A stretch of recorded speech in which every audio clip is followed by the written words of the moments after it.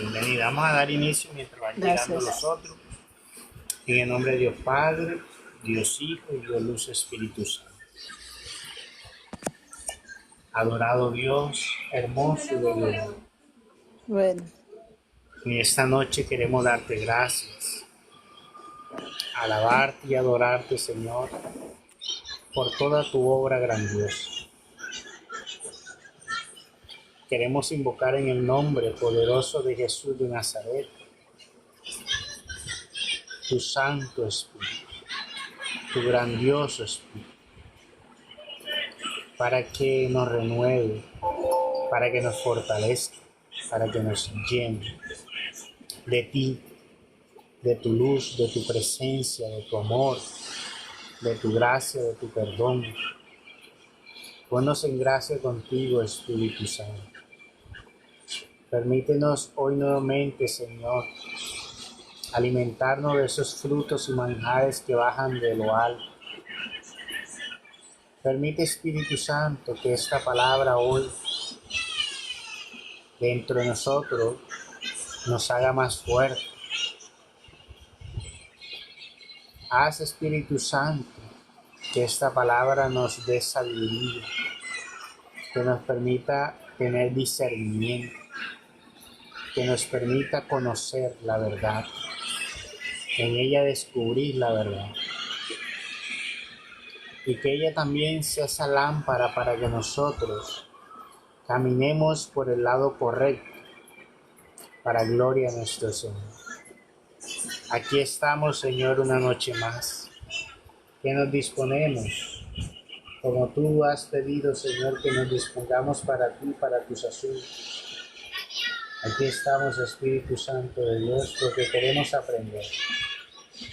Nos reunimos a estudiar tu santa palabra, escudriñar de tu palabra, porque queremos aprender, porque queremos que esa palabra se convierta para nosotros en medicina, en salud para nuestros huesos, que esa palabra se convierta en alimento.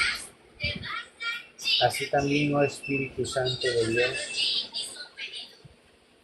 que en tu grandeza y tu poder selles a cada una de las personas que se disponen a escuchar su alrededor, para que ninguna obra del enemigo, ni de la oscuridad, ni de los abismos, pueda interferir y pueda hacer daño.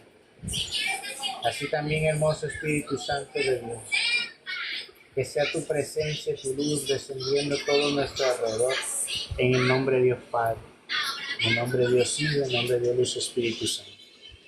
Y que todos aquellos que se dispongan a escuchar con fe, si hay alguna perturbación, cadena, atadura, hechizo, maldición, sea rota en el nombre de Dios Padre, de Dios Hijo y de Dios Luz Espíritu Santo.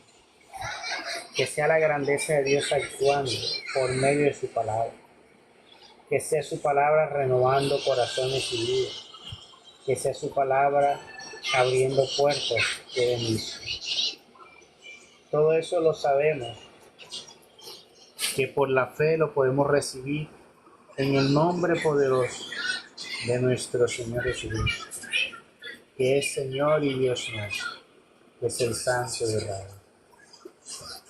Aquí hemos doblado rodilla, hermoso Espíritu de Dios, porque sabemos que es necesario para nuestra fe y para nuestra esperanza revitalizarnos.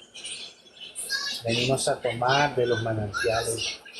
Venimos a hacer que ese lazo que nos une a ti, oh Dios, esté ahora ferviente, esté ahora fuerte, porque el enemigo va a querer romper ese lazo y va a querer debilitar ese lazo. Por eso, hermoso Dios, aquí elevamos nuestra oración.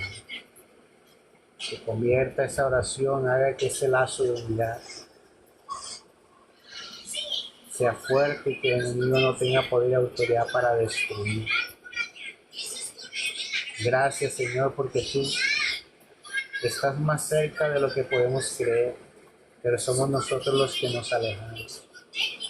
Gracias porque tú nos quieres bendecir mucho más de lo que pensamos, pero somos nosotros los que hemos despreciado, Señor, poder buscar en ti, Señor, esas riquezas y poder satisfacer las necesidades, Señor, que van conforme a tu santa voluntad. Por eso, Señor, enséñanos en tu palabra para actuar correctamente. Danos sabiduría, Señor, que en ella encontramos, prudencia que en ella encontramos, para gloria y honra de tu santo nombre, Señor y Dios nuestro, el cual hoy te damos todo el honor, todo el poder, toda la gloria y la honra, en el nombre de Cristo Jesús, Señor y Dios nuestro. Amén. Gloria a Dios Padre, gloria a Dios Hijo y gloria a Dios Luz Espíritu Santo. Como era en principio, ahora y siempre, por los siglos de los siglos. Amén.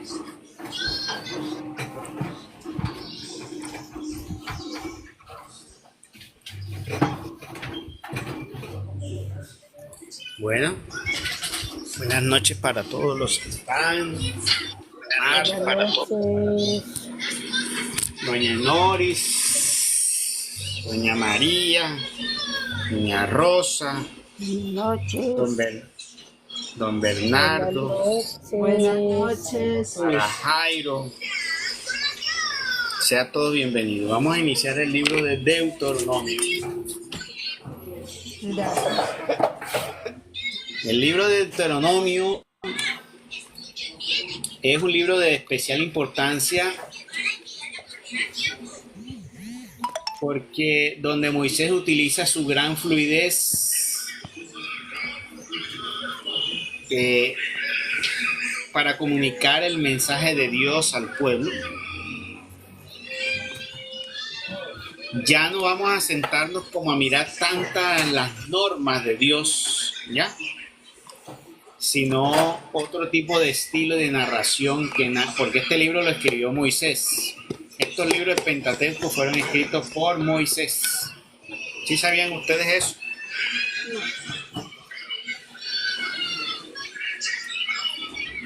Los libros de Pentateuco fueron escritos por Moisés.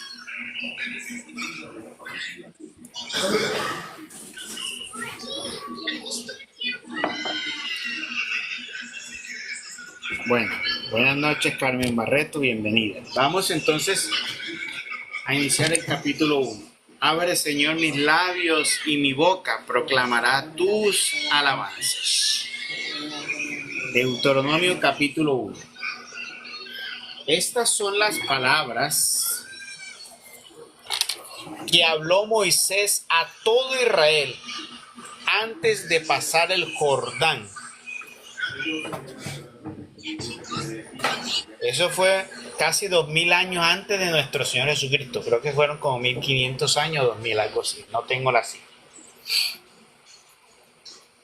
En la campiña desierta, frente del Mar Rojo, entre Farán y Topel y Labán y Hazerot, donde hay minas de oro en abundancia. O sea, esto fue escrito, parte de esto fue escrito antes. O sea, Deuteronomio fue, por decirlo así, antes del Levítico. Pero mira que está en orden, está después del Levítico. Y de número. Porque mira que está diciendo aquí que esto fue antes de pasar el Mar Rojo. Y lo que está narrado de las prescripciones de los fue cuando ya ellos pasaron el Mar Rojo, que es cuando ellos se libran de ¿qué? Del faraón.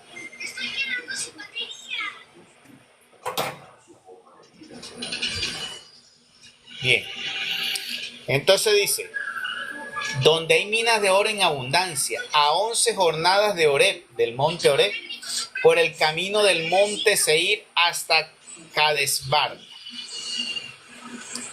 En el año 40 de la salida de Egipto, o sea, el año 40, en el mes 11,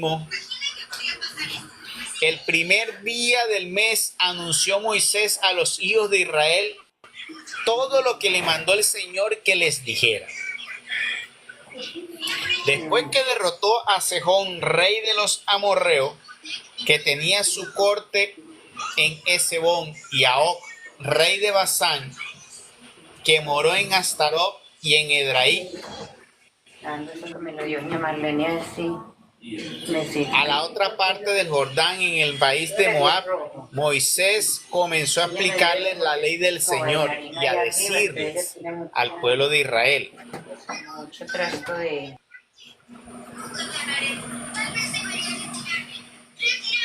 bastante tiempo habéis permanecido junto a este monte.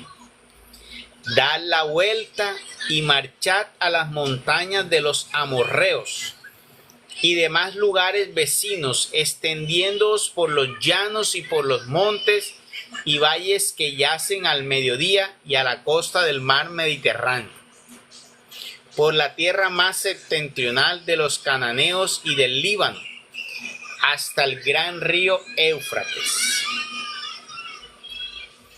Mirad, dijo, que os la tengo dada. Entrad y tomad posesión de la tierra, acerca de la cual juró el Señor a vuestros padres, a Abraham, Isaac y Jacob, que se la daría a ellos y después de ellos a su descendencia. ¿A quién le juró el Señor darle la tierra?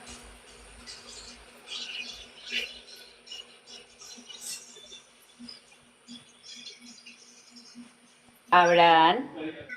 A Abraham, ahí lo dice, a Abraham, Isaac y Jacob. Pero mire que ninguno de los tres tomaron posesión de la tierra que les prometió Dios. ¿Fue Dios mentiroso?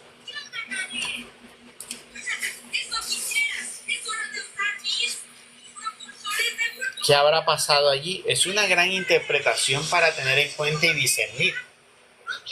Porque dice aquí, esas tierras se las prometió el Señor, ¿qué? Dice aquí, a las tierras, mira, que os la tengo dada. Entrad y tomad posesión de la tierra acerca de la cual juró el Señor a vuestros padres, a Abraham, Isaac y Jacob, que se la daría a ellos y después de ellos a su descendencia. Pero mira aquí dice a ellos y su descendencia. Y es que cada uno de ellos en sus tiempos conquistaron tierras. Abraham conquistó tierra, Isaac conquistó tierra, Jacob conquistó tierra con sus hijos. Y mira que la generación de ellos son ¿cuál? Los 12. Y mira que las 12 tribus son las que salen con Moisés. Y esas tribus son las que toman posesión de la tierra que ellos después conquistaron. Entonces, muchas de las promesas que Dios nos hace, por eso es que decimos que las bendiciones de Dios no solo son para nosotros, sino también que pueden darse ¿a quién? A nuestras generaciones. Por eso, si nosotros somos fieles a Dios, las bendiciones no solo nos van a llegar a nosotros, van a llegar también a nuestras descendencias. Pero para eso es muy importante entonces que el poder ser muy obediente a Dios y ganarnos esa gracia de Dios y esa gran bendición de Dios, para que así esa bendición llegue a nuestra descendencia. Pero mira otra cosa importante a resaltar allí, aparte de que las bendiciones de Dios llegan sobre descendencia, también el papel de la fe que manejaban estas personas. Ellos iban a conquistar una tierra que no conocían. Ellos salieron a conquistar la tierra de alguien que ellos en el momento no lo habían visto. Bueno, por lo menos Abraham, Isaac, Jacob sí, pero no habían visto, pero sí habían tenido más o menos una experiencia sobrenatural con Dios. Pero las demás personas no. ¿Cómo muchos de esos otros caminaron en fe? ¿Cómo se dieron a la tarea de conquistar algo que no conocían? Y ahí está la parte importante aquí, que nos marca Moisés y estos antepasados. Por lo menos esto que estamos viendo es el gran paso de fe de ellos a creerle a Dios, a pesar de todos los obstáculos de creerle a Dios sobre ir a conquistar algo que no conocían. El pueblo de Israel no tenía instrucción militar. El pueblo de Israel no era preparado en esas cosas militares. Pero aún así el Señor los envió. Y ellos fueron. Y ellos fueron con toda la fe a conquistar. Entonces, si tú no eres militar, tal vez tú no tengas, no sé lo que necesites hoy, pero entonces está diciendo el Señor, hay una cosa mucho más importante para lograr los objetivos. Y es la fe y la obediencia. Camina en obediencia y ciñe sobre tu lomo la fe. ¿Sí pueden visualizar eso? Caminar en obediencia y ciñete sobre ti la fe, el vestido de la fe. De hecho, si hablamos de la armadura, vamos a mirar la armadura que está en el libro de... ¿Dónde es que está la armadura? En el libro de Efesios. En el libro de Efesios, capítulo 6, vamos a ver la armadura para los soldados y los hijos de Dios. Vea lo que dice.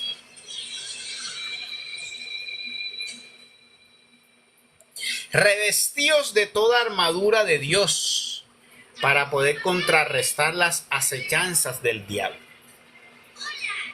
Ayer en el grupo, para los que estaban escuchando, llegó un momento que alguien les preguntaba, creo que fue a Edinson, cuando estaba Walter predicando, ¿qué era vigilar? Ayer a Edinson hablaba mucho de la vigilancia, ¿qué era vigilar? Que es un tema importante. Y siento que tal vez no fue, le dijo, bueno, estar pendiente, sí, pero una definición muy acorde, porque es un tema muy importante esto de la vigilancia. ¿Qué es estar en vigilia? ¿Qué es estar en vigilia? ¿O qué es hacer vigilia para ustedes?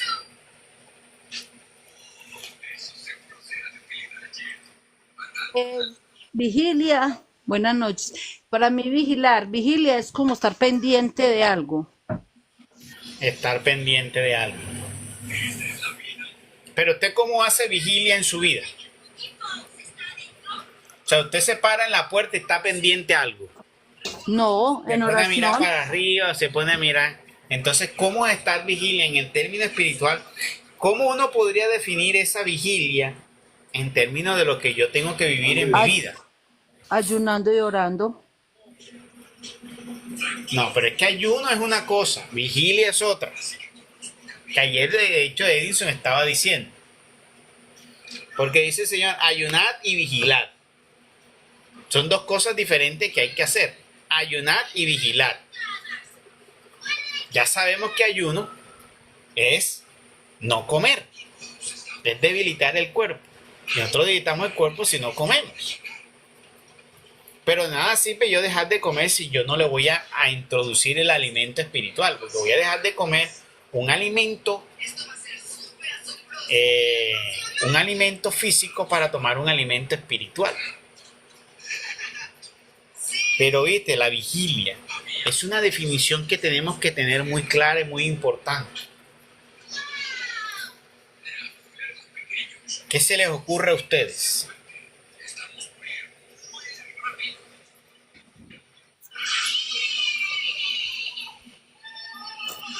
Estar pendiente de las tentaciones del enemigo. Ser vigilantes. Muy bien, por ahí va más o menos. Vigilar es cuando nosotros estamos haciendo obras, actividades, ¿sí? Que van tratando, buscando contrarrestar lo que es el ataque del enemigo y el ataque del mundo. Ahí yo estoy vigilando. Cuando yo estoy haciendo cosas por contrarrestar ese ataque del enemigo, por poder librarme del mundo, ahí estoy yo en vigilia. Entonces, quiere decir que si yo estoy ahora mismo caminando por el mundo, por las calles y estoy viajando, entonces yo no estoy haciendo vigilia. Porque ese es un tema muy importante. Porque yo recuerdo que, ¿qué nos enseña cuando dicen vamos a hacer vigilia? Que vienen y nos reúnen en un lugar en la noche a orar, ya, a decir, hay que estar que en medio de la noche que el enemigo nos está viendo, entonces tenemos que orar. Bueno, también es cierto, porque es en el sentido estricto, pero en un sentido más espiritual, porque uno debe estar vigilando es 24 horas al día. ¿Y cómo voy a estar vigilando yo 24 horas al día si yo estoy trabajando? ¿Cómo voy a hacer yo vigilia si estoy trabajando? Les pregunto yo, si ustedes trabajan, ¿cómo harían ustedes vigilia si están trabajando? Si les toca estar con una cantidad de gente que ni son temerosas de Dios y les toca hacer tantas cosas, ¿cómo vigilamos en medio de eso? Porque nos han enseñado vigilia, estar que apartarnos a estar en oración. Pero el Señor dice, hay que estar en vigilia constantemente. Ahí es donde viene uno a discernir cómo es estar en vigilia constantemente. Si usted me dice que hay que estar pendiente a los acechos del enemigo, tal, entonces voy al trabajo, pero entonces estoy pendiente mirando el enemigo. Entonces, esa es una definición que hay que tener muy, muy importante. Porque se refiere a todas las acciones. Ojo bien a esa interpretación para que ustedes lo sepan. Esa definición para que ustedes la tengan claro y sepan ustedes qué es estar en vigilia. Son todas aquellas acciones, todas aquellas actividades que yo hago buscando contrarrestar las acciones del enemigo y del mundo. Entonces, cuando yo estoy en mi trabajo y mi compañera de trabajo me dice, vamos a robarnos este poquito, este pan es del compañero, pero no se da cuenta, vamos a cogerlo. Cuando yo le digo, cuando yo ahí miro, le digo, no señor, ahí estoy vigilando. Cuando a mí me pone algo de tentación y yo me doy cuenta que tengo una debilidad sobre ciertas cosas, ahí yo estoy vigilante, tengo que orar sobre esto. Tengo que apartarme de esto. Ahí yo estoy siendo vigilante. Cuando yo veo que en la reunión en cierto lugar eso no me conviene y yo me aparto, yo ahí estoy siendo vigilante. Cuando yo mejor en vez de estar en el mundo me pongo a orar, estamos siendo vigilantes. Ahora estamos siendo vigilantes. Ustedes si ven, ya tienen claro lo que es la vigilia, porque eso es un concepto que hay que tenerlo no solo de noches, todo el día. ¿Cómo estoy yo en vigilia durante todo el día?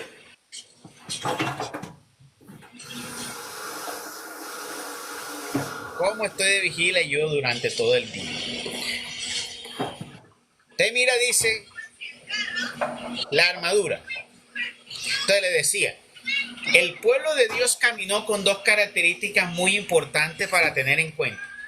Ellos caminaron en obediencia, revestidos ¿de qué? De la fe. Revestidos de la fe. Y la palabra de Dios nos habla de una armadura de Dios. Y la armadura de Dios nos dice cuál es la armadura de Dios para poder contrarrestar las acechanzas del diablo. O sea, para yo poder estar en vigilancia, ojo a esto, para yo poder estar en vigilancia, en vigilia, tengo que tener esta armadura. O sea que yo tengo que ponerme la armadura para poder hacer vigilia. Ahora, ¿cuál es la armadura? Dice aquí. Porque no es nuestra pelea solamente contra hombres de carne y sangre, sino contra los príncipes y potestades, contra las adalides de estas tinieblas del mundo, contra los espíritus malignos esparcidos en los aires. Espíritus malignos esparcidos en los aires, o sea, demonios. Por tanto, tomad las armas todas de Dios o todo su arnés para poder resistir en el día del aciago y sostenernos apercibidos de todo. Ojo, apercibidos de todo. Está pues firme, está pues a pie firme, ceñido en vuestros lomos con el cíngulo de la verdad. Entonces, primera parte de nuestra armadura que debemos tener sobre nuestro lomo, que es la verdad. Sobre cosa importante para nuestra salvación y mira, para nuestra defensa, la verdad. Y cuando se refiere a la verdad, se refiere no solo al conocimiento de la palabra verdadera, que nos hace libres, sino que la verdad de lo que tú dices. Recuerda que la mentira no puede estar en ti. Entonces tienes que tener la verdad en cuanto a lo que tú dices y hablas. Si es sí, es sí, si es no, es no. Entonces dice, sobre tu espalda, la verdad. Y armado de la coraza de la justicia. La coraza es ese que se pone encima sobre el pecho, eso que nos protege, la justicia. ¿Ya? Llevar la justicia de Dios encima. Llevarla por delante de ti.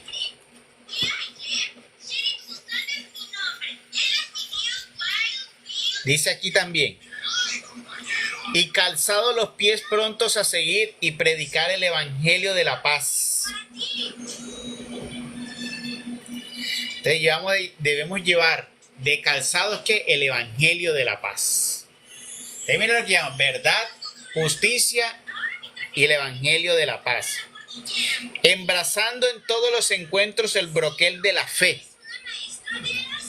O sea, tenemos que tomar, como dice, la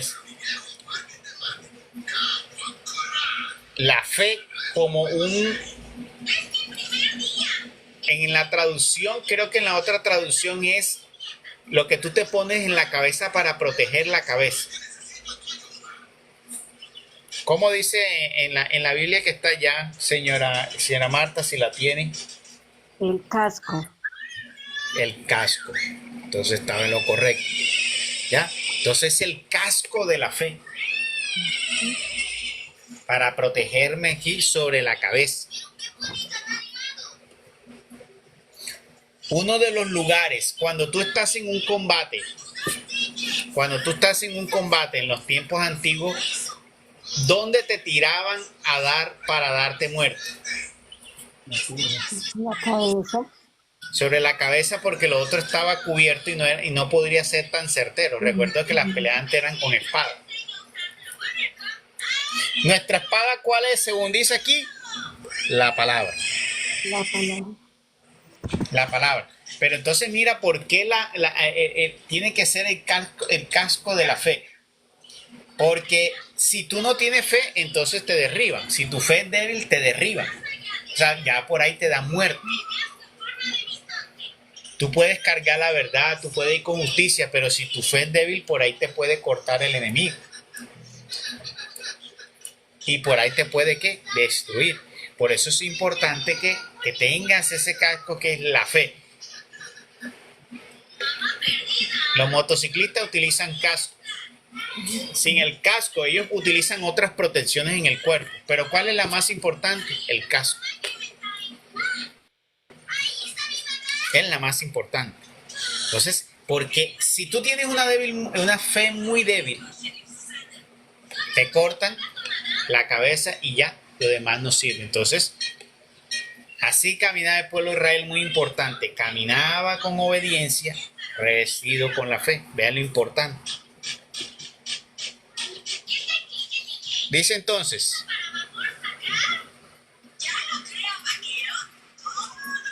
embrazando todos los encuentros del broquel de la fe, con que podáis apagar todos los dardos encendidos del maligno. Mire, lo que decía, todos los dardos llegan, ¿qué? Es sobre la cabeza, es sobre el lugar donde te pueden dar una muerte segura. Entonces eso va a hacer que todos los dardos que manda el enemigo te los bloquee. Porque recordarán ustedes que el enemigo siempre va a poner sobre ti desánimo, duda, temores. Y eso son aquellas cosas que quebrantan la fe. Cuando tú tienes duda, cuando tú tienes temores, cuando tú tienes frustración y esos pensamientos de inseguridad, eso están ¿dónde? En tu mente. Eso es un campo de batalla que utiliza el enemigo mucho. Cuando quiere confundir, si él confunde la mente, es fácil que tener una fe débil. Entonces, sobre todo no tener claridad en la mente y en el corazón para no ser confundido.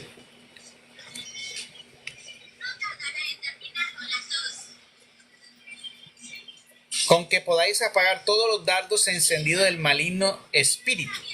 Tomad también el yelmo de la salud. ¿Cómo dice en el versículo 17 suyo, señor Alma?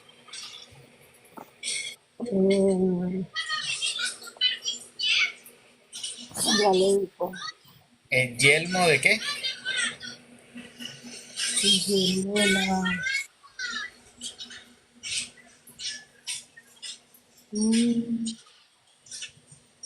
Porque aquí dice el yelmo de la salud, que es más como la esperanza. Yelmo hace parte de esa otra armadura que ponemos en los brazos, en nuestro alrededor.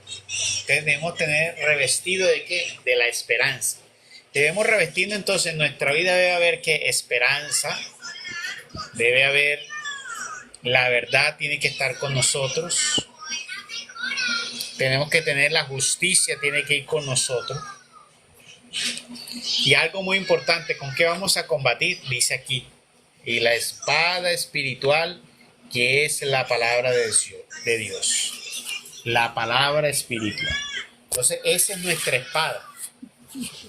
Con la palabra, nosotros vamos a destruir todo lo que son las artimañas del enemigo.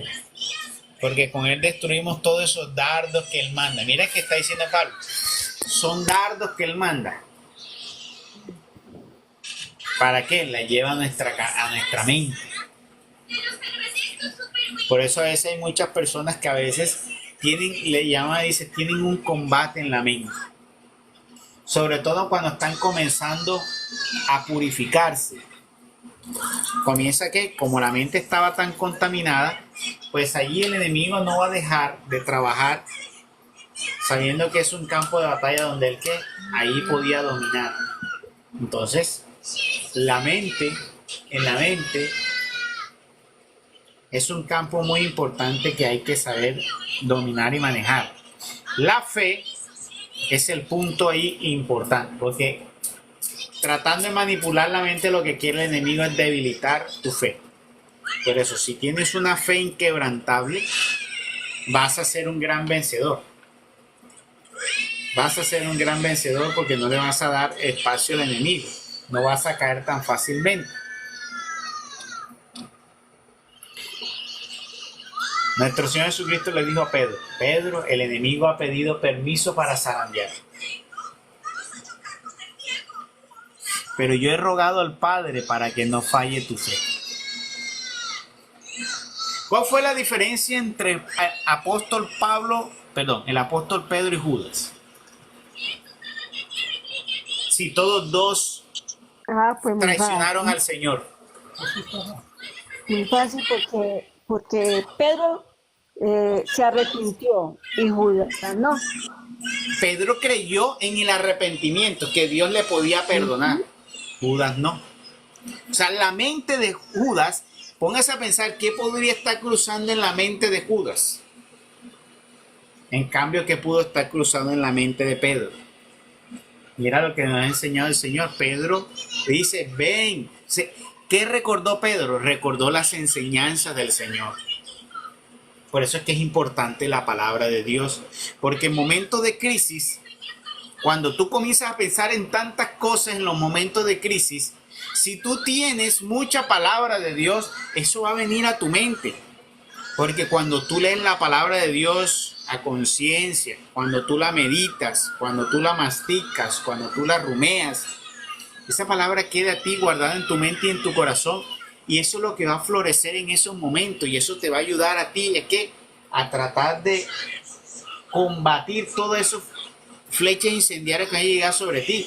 Entonces a Judas, ¿qué le llegó? Unos pensamientos sobre él que no pudo resistir porque él nunca consumió la palabra de Dios. Él era un simple espectador en medio de ellos que siempre tuvo unos intereses diferentes, una visión diferente y tal vez nunca estuvo sintonizado con el mensaje del Señor. Pedro se equivocó, pero ¿qué pasó? Pedro recordó las enseñanzas del Señor. Y eso lo llevó ¿a qué? A darse cuenta que el Señor lo podía perdonar. Tuvo la fe en eso. Y mira que le dijo a Judas, Judas, ven, que el Señor nos puede perdonar, pero Judas ¿qué? No escuchó. Entonces mira qué importante eso en nuestro caminar, en nuestro andar, que nosotros en nuestra vigilia diaria, que es 24 horas, porque nosotros no podemos ayunar 24 horas, pero sí podemos vigilar 24 horas. Y creo que con esto me he dado a entender muy bien acerca de por qué sí podemos estar vigilantes 24 horas, ¿sí o no? ¿Sí tienen claro el concepto ahora de vigilia?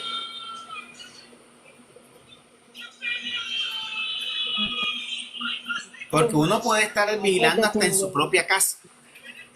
Claro. Hasta en su Porque propia mire casa. que Henry Francisco también decía mucho que cuando estuviéramos andando por las calles andemos como los caballos.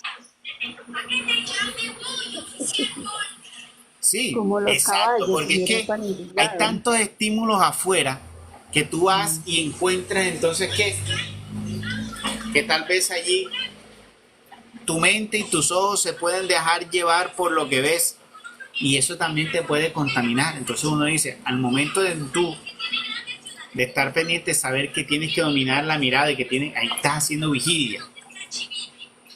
Tienes que cerrar los ojos, tienes que no dejarte llevar de esas conversaciones, de eso que tanto ves allí, lo que está en el medio social, lo que está en medio de la gente, lo que la gente está hoy gastándole tiempo, en lo que vive hoy es alegría para ellos, los espectáculos del mundo, que es donde la gente se volca y la gente camina hacia allá, como dice, para allá va Pedro, donde va la gente, para allá va él.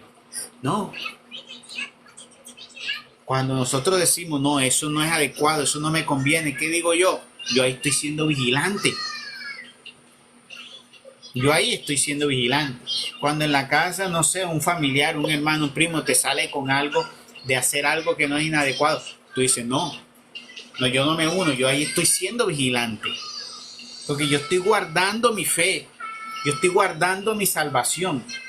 Yo ahí estoy siendo vigilante, estoy siendo un soldado. ¿Y cuál es la misión del soldado? Vigilar. Esa es la misión del soldado, vigilar. Entonces es muy importante hoy esa parte de vigilar. Entonces, ¿qué es vigilancia? Cuando les pregunten, ¿qué es vigilancia? Según lo que acabamos de decir entonces. ¿Qué es estar en vigilia? Cuando le pregunte a alguien, porque usted le van a predicar a alguna persona y dice, hay que estar en vigilia 24 horas, hay que ayunar, hay que orar. Yo, ¿cómo ayuno? ¿Cómo le van a explicar a ustedes cómo ayuno? ¿Y cómo le van a explicar cómo hacen vigilia? Ustedes saben explicar a las personas cómo tienen que hacer vigilia, cómo tienen que hacer ayuno. Entonces dice aquí, mirad, dijo, que os le tengo dada, entrad y tomad posesión de la tierra cerca de la cual juró el Señor a vuestros padres, Abraham, Isaac y Jacob, que se la daría a ellos y después de ellos a su descendencia. En aquel mismo tiempo os dije, no puedo yo solo gobernaros, porque el Señor Dios vuestro os ha multiplicado, y en el día de hoy sois en grandísimo número como las estrellas del cielo. El Señor Dios de vuestros padres añada aún a este número muchos millares y os llene de bendiciones como lo tiene dicho. Yo no puedo solo llevar el peso de vuestros negocios y pleitos. Escoged de entre vosotros varones sabios y experimentados, de una conducta bien acreditada en vuestras tribus, para que lo ponga por caudillos y jueces. Entonces me respondisteis, acertada cosa es la que quieres hacer. Y así tomé de vuestras tribus varones inteligentes y esclarecidos, y los constituí por príncipes vuestros, por tribunos y centuriones y cabos de 50 y de 10 hombres, que os instruyesen en cada cosa. Y les mandé diciendo, oídlos y haced justicia, ora sean ciudadanos, ora sean extranjeros. Ninguna distinción haréis de personas. Del mismo modo oiréis al pequeño que al grande, ni guardaréis miramiento a nadie, pues que vosotros sois jueces en lugar de Dios. El ser juez es algo tremendamente que necesita mucho estar instruido en la justicia de Dios. La parte de ser juez es algo muy delicado. Por eso hoy los jueces, por eso parte, como dice en la Biblia, cuentas grandes tienen que rendir en primer parte los sacerdotes, en segunda parte los gobernantes, tercera parte los jueces. Porque ellos vinieron a ser líderes de toda una multitud. Dígame en qué lugar y en qué país no gobiernan los jueces, si son los que establecen la justicia en todos los países. ¿En qué lugar no hay gobernantes en todos los países del mundo? Es más adelante vamos a ver que el pueblo de Israel comenzó a pedir que quienes los gobernaran. En este caso, Moisés no era gobierno, pero era el que los lideraba. Pero ya después aparecieron los gobiernos.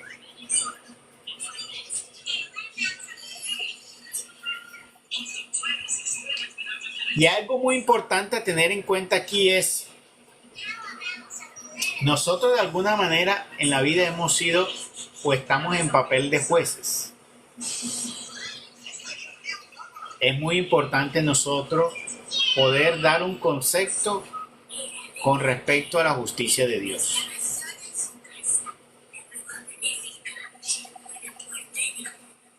No hay que mirar al que es más bonito y el más feo, al que tiene más y al que tiene menos, al que tiene influencia o no tiene influencia, al que me puede ayudar, al que no me puede ayudar.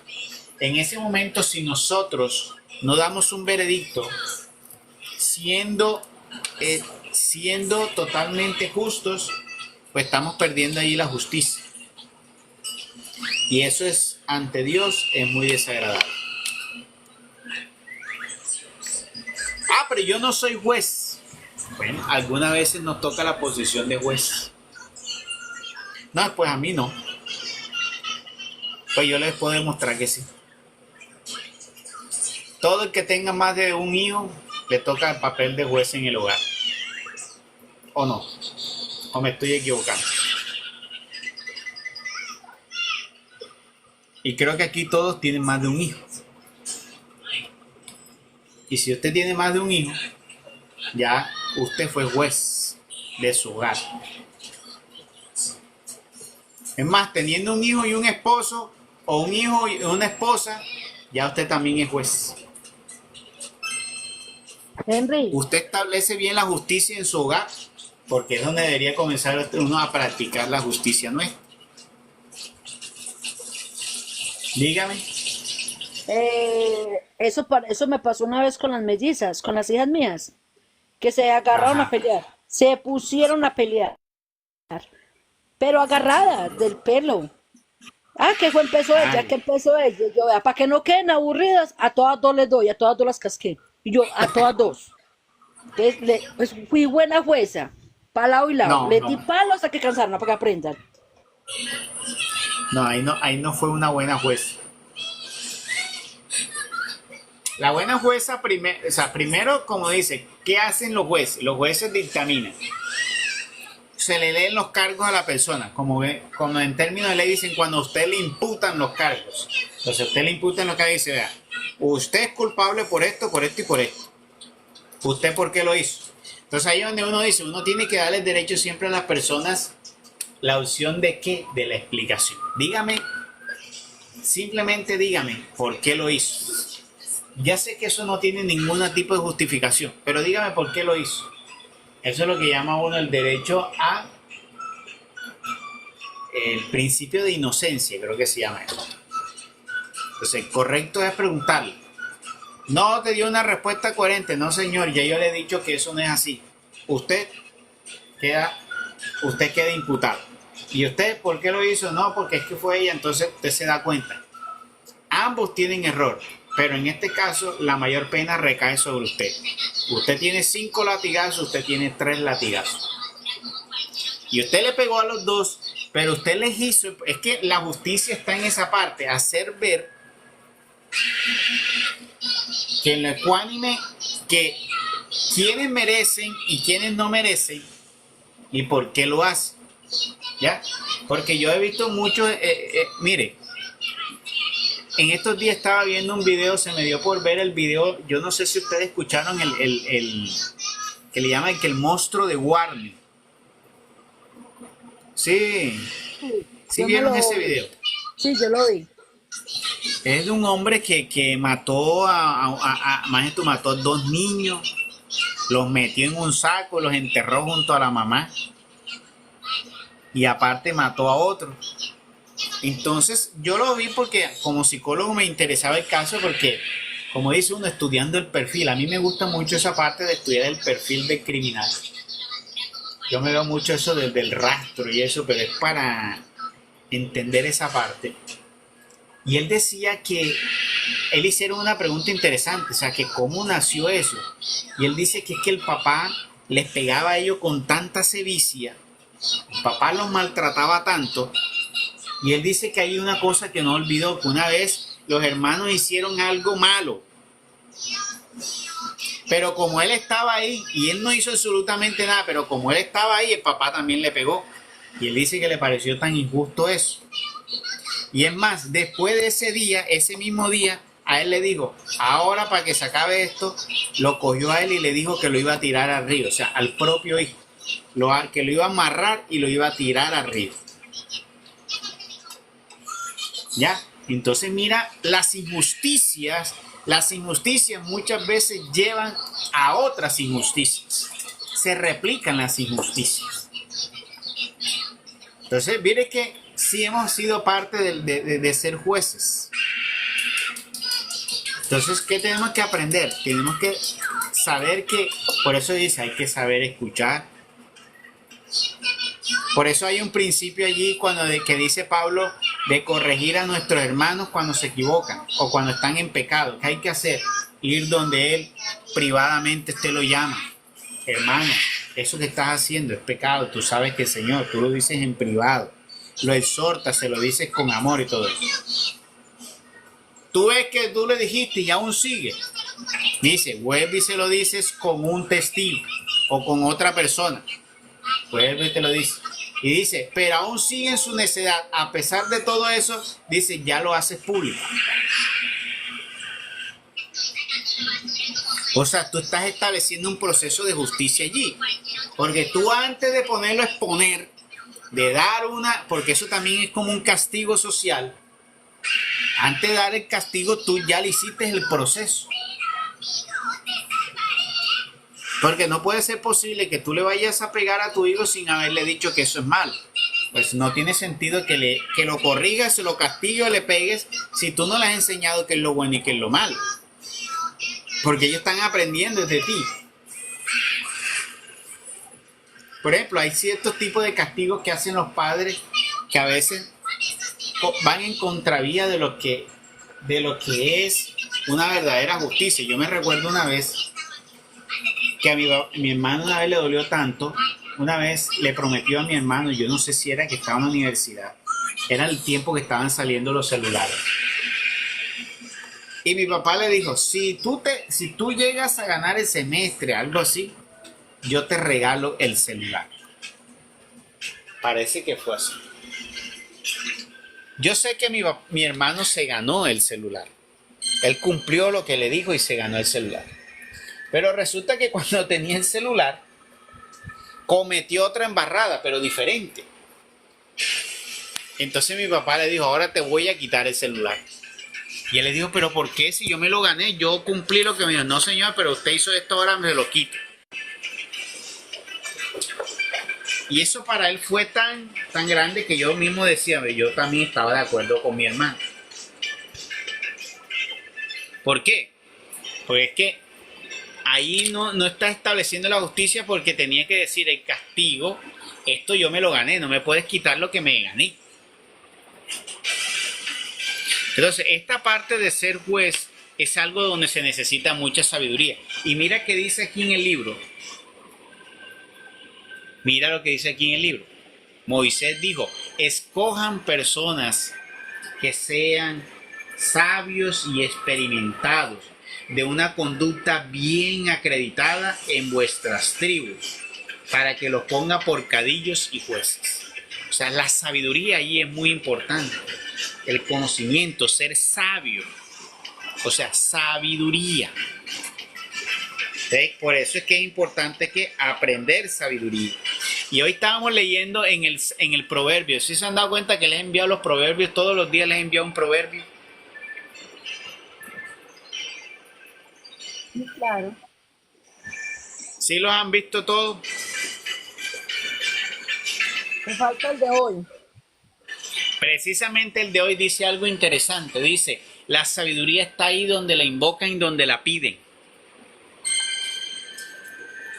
Y me pareció algo tan bonito que me sucedió hoy en la madrugada con el Señor, que hice el video y fue sobre eso del Evangelio. El Señor dándome a entender, mire, yo a ustedes les quiero dar tanto, pero ustedes a veces piden tan poco o no saben pedir, o a veces no son insistentes en el pedido. Y mira que yo me levanto y el Evangelio es donde el Señor dice, les aseguro que aquel hombre que fue a pedirle, amigo, dame un pan, que llegó una visita, le digo, no te puedo dar porque ya me acosté y mis hijos están acostados y todos estamos acostados. El Señor le dijo, yo les aseguro que si no es por la amistad, por sacárselo como canzón, el estar tocándole cada ratico y pidiéndole, ese hombre le dará. Así sea para sacárselo, porque se puso de canzón y le da el pan. Y dice, ¿cuánto yo más que soy el Padre no les voy a dar a ustedes grandes cosas?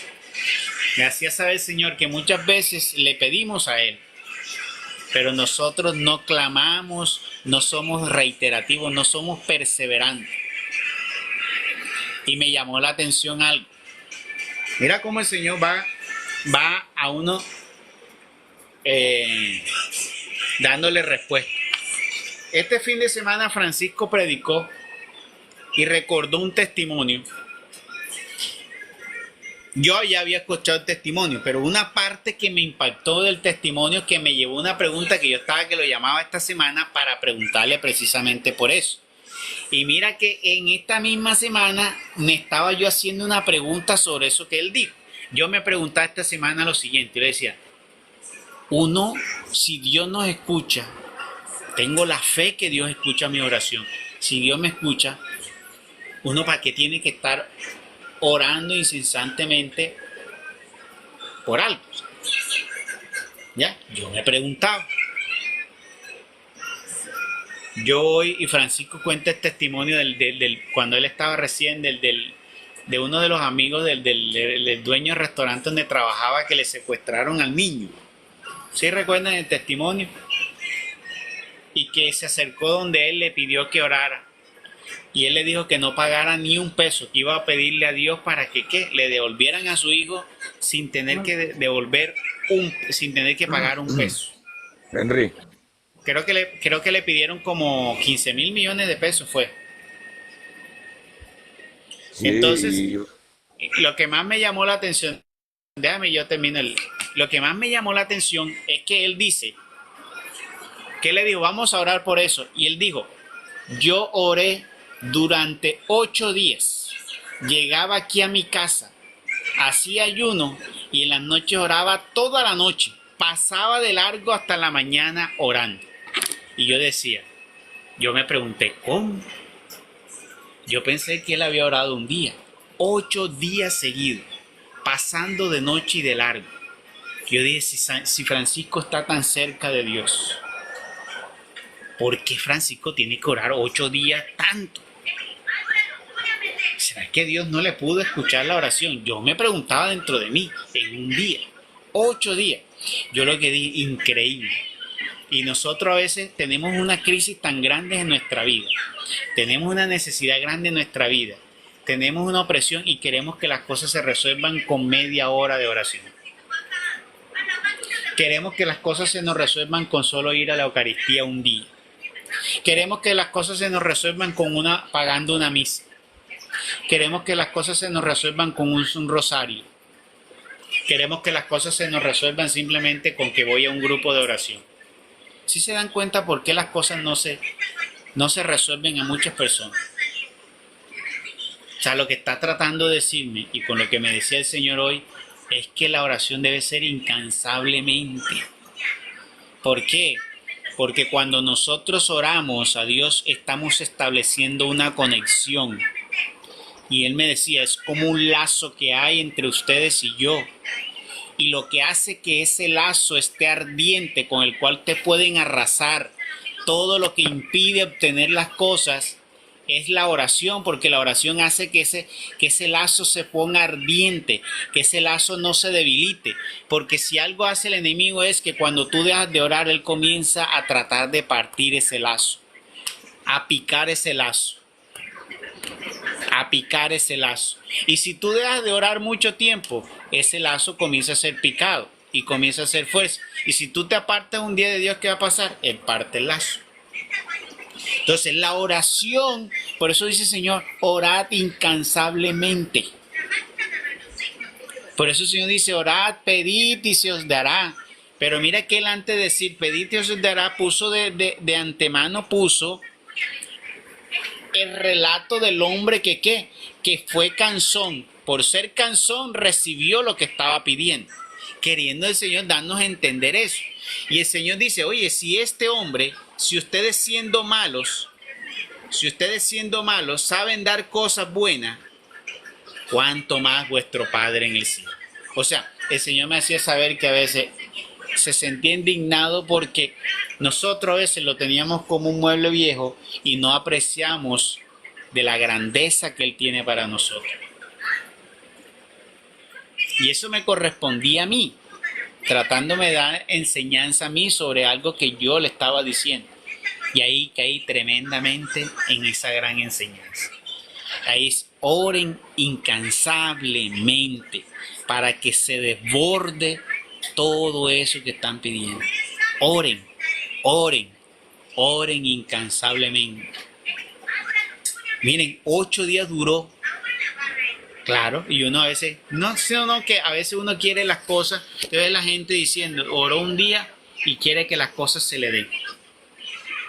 ¿Qué iba a decir, José? Eso de que le he orado 8 días, pero también tengo algo para decir que me pasó cuando yo estaba en el ejército sobre las injusticias. Ajá. Resulta que estábamos de guardia a las 12 de la noche, le entregamos turnos, se hacía el relevo cada 3 horas. Nos tocaba volver a coger a las 3 de la mañana. Supuestamente uno duerme 3 horas para volver a coger otra vez. Y al cabo de la guardia le perdió un rayecito que tenía, pero tenía en la ventanita y se le desapareció. Entonces nos cogió a todos 30 a voltearnos y a dar tabla. Entonces pasó primero dándole a los primeros 15 y cuando iba a pasar para la segunda escuadra yo me le pasé para la primera, entonces en esa no me dio. Nos pudo voltear otro rato y otra vez nos iba a dar tabla. Yo dije, no, a mí ya no me dio, ya no me da. Yo me le paré y le iba a bolear con el fusil, yo lo mato, aquí me voy. Y ese es el pensamiento mío, oiga. Me paré, yo cuando me paré mismo venía un comandante, oiga, cabo, ¿qué está haciendo con la guardia? ¿No ve que tienen que dormir para seguir prestando guardia? Mándelos a dormir. Pues mire, hubiera yo matado a ese cabo, me hubieran balado. o me hubieran matado a mí también, o estuviera prófugo o en la cárcel. Entonces mira donde llega la injusticia, porque él nos estaba acusando a todos y ni siquiera nadie lo había cogido otro compañero de él y lo tenía por allá en una pieza guardado. Sí, así es. Es que en el régimen militar hay mucha injusticia. Es muy exagerado también a veces el trato. Creen que así es que hacen hombres fuertes, según ellos. Una concepción muy errónea. Una forma de disciplina muy extrema. Hay cosas de ellos que sí crean disciplina, pero otras que es muy extrema. El trato me parece a mí deplorable, muy abusivo. Claro que sí. Y exacto, mira eso. Esa injusticia causa en tu corazón injusticia. Y no más, vamos muy lejos. Mira lo que le sucedió a ese monstruo de Warner. ¿Qué lo hizo a él ser ahora un gran asesino? La fuerza que le creó el papá dentro de él. Esa rabia, ese odio, toda esa fuerza que tenía ahí contenida de la violencia de papá. Imagínate que un papá te quiera, tu mismo padre te quiera matar. Y de tanto maltrato que te dio tu papá, de cuántas veces los denigraba, los insultaba, los tenía como mejor dicho, y cómo se sentía en ellos. Dicen que él se orinaba. Y más estos se orinaban y los cogían y les pegaba y los ponía a dormir, no me acuerdo en qué parte. O sea, era una cosa desastrosa. Henry, Y mira, ¿y qué sucedió de los hijos de él? Uno de los hijos de él pues dijo que también estaba en la cárcel. ¿Por qué? Por andar en malos pasos. Eso, entonces, es saber esa parte con sabiduría. Por eso dice, hay que con sabiduría. Y la sabiduría, como dice hoy en el Proverbio 8, está ahí donde la buscan. Ella reposa en la soledad, en la tranquilidad, en los que tienen paz y en que la buscan incansablemente. Henry, Sí, iba a decir. Sí, por eso esa película que es que La Cabaña, ahí muestra una parte de que por qué ese hombre mató a esa niña. Entonces Dios le mostró al papá de la niña que él también había sido maltratado. Esa película La Cabaña enseña mucho acerca de eso, de dónde viene la maldad de una persona y que uno puede ser juez a condenarlo sin saber de dónde viene el problema de él. bueno, así es. Entonces, mire, eso me impactó muchísimo el domingo. Yo decía, increíble. Francisco oró 8 días, duró toda la noche orando para pedir, para rogar por algo que no era para él, que era para otra persona que ni él conocía, que no era su hijo ni nada. Pero mira, 8 días orando incansablemente. Y nosotros queremos orar solamente media horita, 1 horita y pedir a Dios una vez. ¿Cómo vamos a lograr? Por eso es que muchas veces no logramos y por eso se debilitan los lazos. Entonces, ¿qué nos falta? Tenemos que estar más vigilando, tenemos que ayunar más, tenemos que orar incansablemente para que ese lazo que unimos con Dios se mantenga ferviente. Porque es la forma de nosotros, es que eso es como una cadena, un lazo que establecemos y con eso es que nosotros arrasamos. Porque si tú tienes ese lazo ardiente, cuando tú te paras entre el enemigo, con ese es que tú oras, cuando tú te vas y te presentas delante de él, ese lazo encendido con el que tú lo vas a latigar. Bueno, hasta la idea que es una espada. Entonces mire, porque yo me preguntaba era, pero ¿para qué orar tanto? Porque esa era mi pregunta esta semana, ¿para qué orar tanto? Si el Señor dijo, bueno, pidan con fe. Bueno, yo le pedí hoy al Señor, le pedí con fe tanto lo que necesita. Yo hacía así, yo oraba un larguito tiempo, algo y ya lo dejaba, porque yo decía, bueno, ya le oré al Señor, ya lo puse en manos de Dios, esperemos a ver. Voy a tratar de vivir conforme a la voluntad de Dios, hacer las cosas bien, para yo, así, viviendo en obediencia, poder nosotros, ya.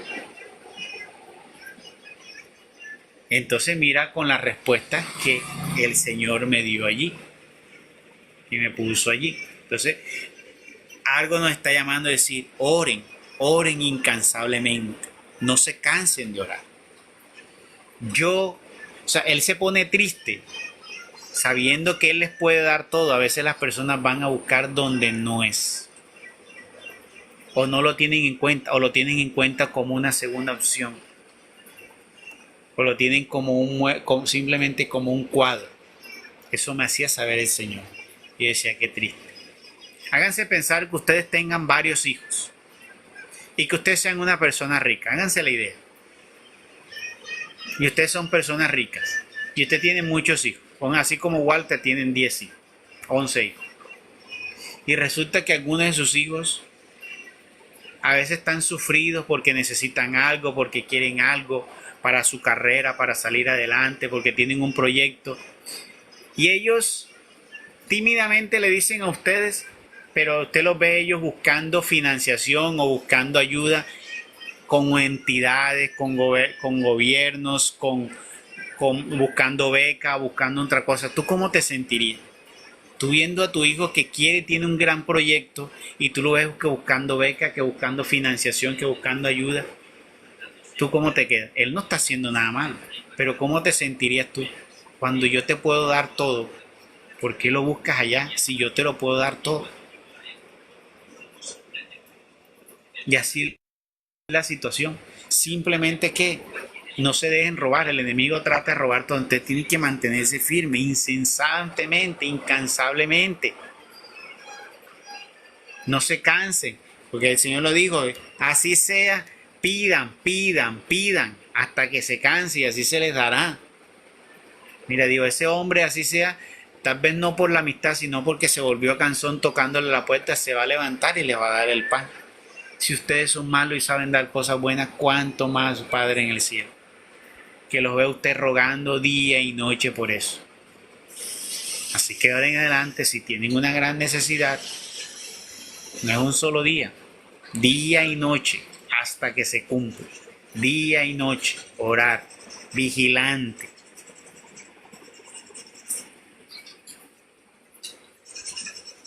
Entonces dice aquí,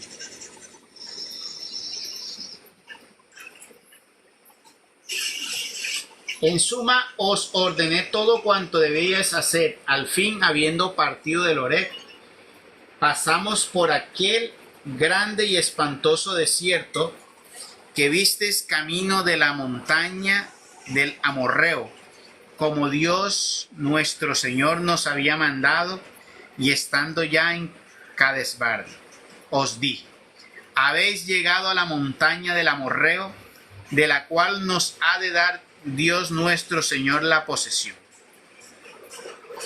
Mira, oh Israel, la tierra que te da tu Señor Dios. Sube y ocúpala, como Dios nuestro Señor lo prometió a tus padres. No tienes que temer ni alarmarte por nada. Y acudisteis a mí todos y dijisteis, enviemos personas que reconozcan la tierra y nos informen por qué camino debemos subir y cuáles ciudades encaminarnos. Habiéndome parecido bien el pensamiento, despaché 12 hombres de entre vosotros, uno de cada tribu, los cuales puestos en camino, habiendo atravesado las montañas, llegaron hasta el valle del Racimo, y reconocida la tierra, cogiendo de sus frutos para muestra de la fertilidad, nos los trajeron y dijeron, buena es la tierra que el Señor Dios nuestro nos ha de dar.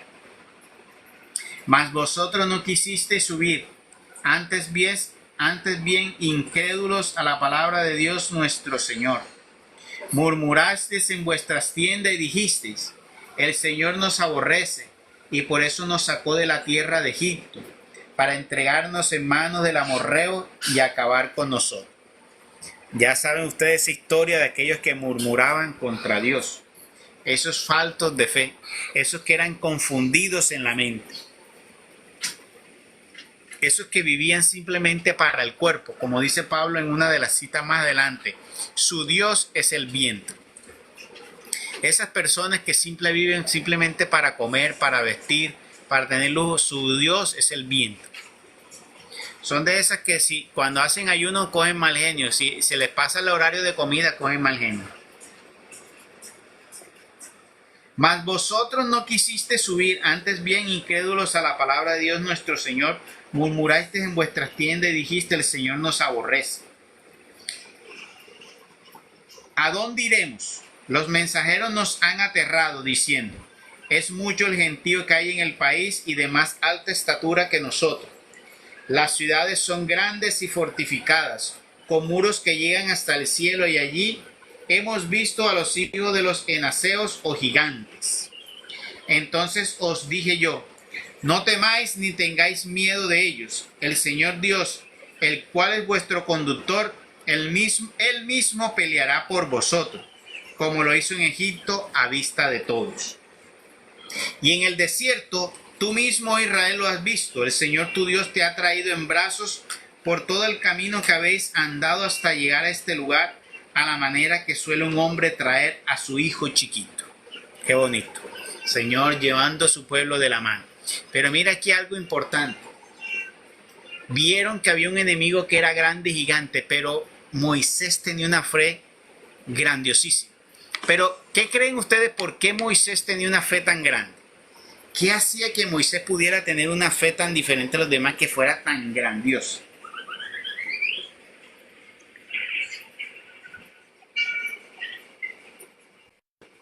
Yo digo que Moisés siempre obedecía a Dios, hacía lo que él decía, hacía lo que Dios le decía que No, pero hiciera. ¿por qué Moisés obedecía tanto? O sea, ¿por qué tenía esa fe tan grande y tenía esa obediencia y esa? ¿Qué creen ustedes que hizo que él marcara esa diferencia? Yo digo que porque él era el líder tenía que dar buen ejemplo. No, ahí sucedió algo con él que hizo que Por marcara la amor. diferencia. No. ¿Qué fue la experiencia de Moisés? Lo que marcaba la experiencia con Moisés es que Moisés conoció a Dios. O sea, no lo Lo vi en la conoció zarza de cara a ardiendo. cara, no lo vio cara a cara, pero Moisés escuchaba al Señor. Moisés tenía la veracidad que lo que él estaba, que las promesas que él le hacía no eran cosas de su mente, era el mismo Dios. Tenía señales y prodigios. Ya había visto en 40 días en el desierto y todas las demás señales. Tenía un Dios que lo instruía. Entonces, ¿qué quiere decir? Que esa relación de Moisés con Dios lo hacía fuerte. ¿Qué necesitamos nosotros para tener una fe como Moisés? Tener una relación fuerte con Dios. ¿Qué les acabo de decir Dios? La oración no va a ser ¿qué? Tener un lazo con Dios. Y hay que tener ese lazo ardiente. Entonces, ¿qué me va a hacer a mí tener una relación como Moisés? Entrar en oración. ¿Qué nos ha dicho el Señor? Entra en tu cuarto, póstrate allí, solito. Eso es lo que nos va a hacer tener esa fe. Porque, mira Moisés, qué fe tan fuerte. Vieron que habían unas murallas grandes, que habían hombres gigantes. Ellos no eran instruidos para la guerra. Aquellos sí, esos eran unos bárbaros, por decirlo así. Pero no, él decía, vea, Dios nos llevó como niños chiquitos en brazos en el desierto. Mira todo lo que vivimos en el desierto y el Señor nos llevó, nada nos faltó. Moisés sí lo recordaba, lo tenía presente.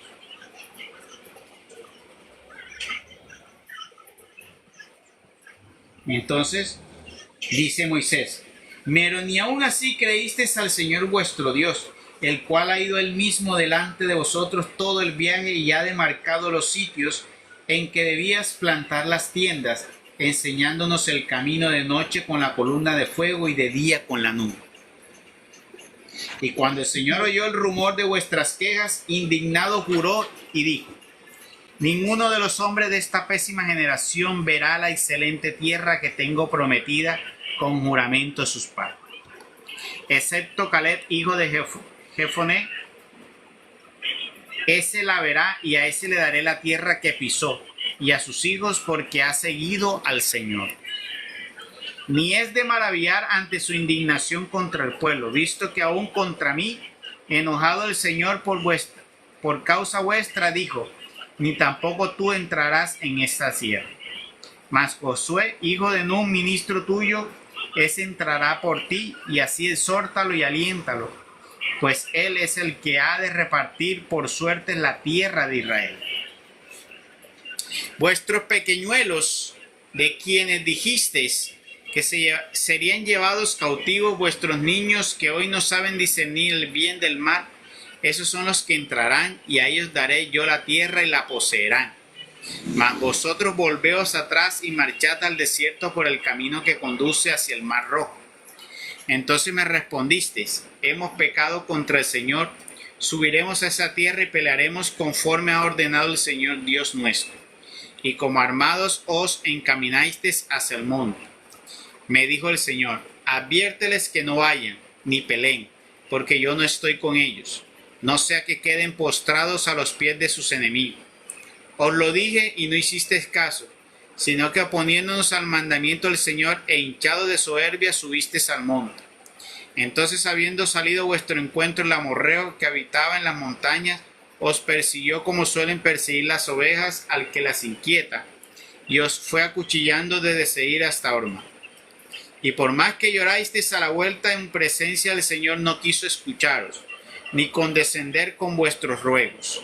Por eso estuvisteis de asiento por mucho tiempo en Cadesbar. También hay que darnos cuenta también que a veces las cosas también a veces no llegan, por más que ruegan, porque tal vez cometiste algo tan indigno contra Dios.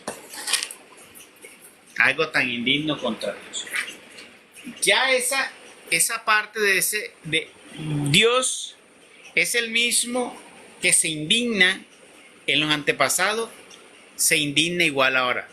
Dios no ha cambiado las indignaciones. ¿Cuál fue la diferencia? Él antes se indignaba y les cerraba enseguida o los exterminaba si era necesario exterminar. Ahora Dios no los extermina. Eso no quiere decir que Dios no se indigne. Sí se indigna. Lo que pasa ahora es que Dios no los acaba. Los deja, como quien dice, a su suerte. Igual que en el antiguo, los dejó a su suerte. La única diferencia es que ya Dios no aplica la parte de la justicia que Él hacía. Mira que Dios, ¿qué hacía? Mandaba y los aniquilaba, los sacaba. Manzana podrida, manzana que enseguida era extirpada. Ahora no. Ahora hay muchas manzanas podridas, Dios no las extirpa. Y mira que hay un evangelio donde dice: Señor, retiramos la cizaña que está ahí. Digo, no, deja que crezca, dale su tiempo y llegará el momento en que quitaremos toda la cizaña junta, cuando llegue el tiempo de recoger la cosecha. Entonces, también hay que mirar, hay que darnos cuenta que ofendemos grandemente a Dios y por eso a veces tampoco se nos dan las cosas, porque hemos actuado torpemente, hemos sido torpes en nuestro actuar. Y eso nos ha traído a nosotros, ¿qué? Todas esas cosas a veces que nos vienen. Pero estamos en el tiempo de la misericordia. Antes era el tiempo de la justicia de Dios, estamos en el tiempo de la misericordia. Que podemos cambiar con verdadero arrepentimiento, con verdadera entrega, con mucha oración, con mucho ayuno. Y así el Señor otra vez podrá, ¿qué? Abrirnos y hacernos parte de su pueblo. Bueno, gloria al Padre, gloria al Hijo, gloria al Espíritu Santo, como era en un principio, ahora y siempre, por los siglos de los siglos. Amén. Este es el capítulo número 1 de Deuteronomio. ¿Tienen alguna inquietud, pregunta? ¿Alguna adicional? Sí. Lo que pasa es que las cosas no las da Dios al tiempo de nosotros, sino al tiempo de Él. Hay que esperar en Dios. Hay que saber esperar también. O sea, uno tiene que saber que hay cuestiones que a veces son de saber esperar de tiempo y hay otras que hay que saber si es que yo estoy cargando sobre mis hombros un gran pecado que no me permite recibir eso. Porque hay personas que se están postrando de rodillas pero tienen el pecado al lado y no lo sueltan. ¿Cuántas mujeres adúlteras, hombres fornicarios, mujeres fornicarias? Y tú la ves pidiéndole a Dios, pero no sueltan el pecado. Por eso, es el tiempo de Dios.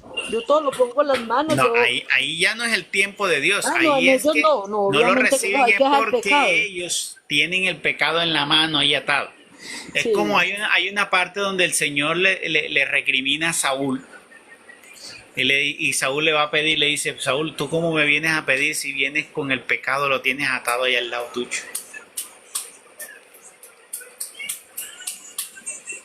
Sí. Y eso es lo que pasa hoy. La gente hoy le va a orar a Dios, pero tiene tanta atadura en el corazón. Llevan el pecado ahí al lado, duermen con el pecado ahí al lado, se amarran con el pecado ahí al lado. A veces lidian y aceptan todas esas cosas que son tan desagradables a Dios. Entonces, eso hay que tenerlo en cuenta, muy importante.